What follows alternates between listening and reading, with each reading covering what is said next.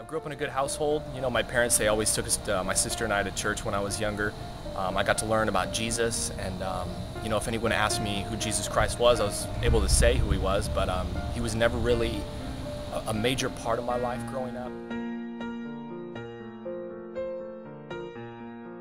In high school, I started hanging around people that smoked pot, and kind of started identifying myself with that crowd, you know, at a time where people are trying to figure out who they are. And when I was 17 years old, I was in a real bad car accident. You know, it was a time where, you know, I was prescribed some pain medicine, and I really I liked that. You know, I became addicted to it. I fell into a 5-year heroin addiction. Just pretty much learned to settle for less. You know, when I was younger, I had dreams, I had goals that I wanted to achieve, and it's crazy when you let that stuff into your life, how all those goals and hopes just kind of go out the window.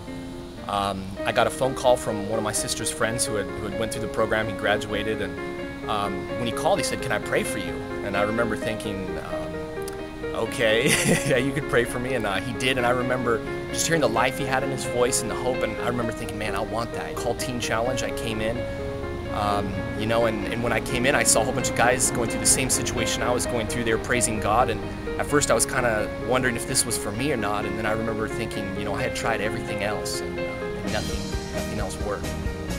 You know, from then on, God's restored my family. You know, my parents enjoy when I call them. I get to go home on holidays to see them, and talk to my sister all the time. And you know, ever since I came to Teen Challenge, it's been a miracle what God's, you know, been able to restore in my life, and God's promises are things I stand on.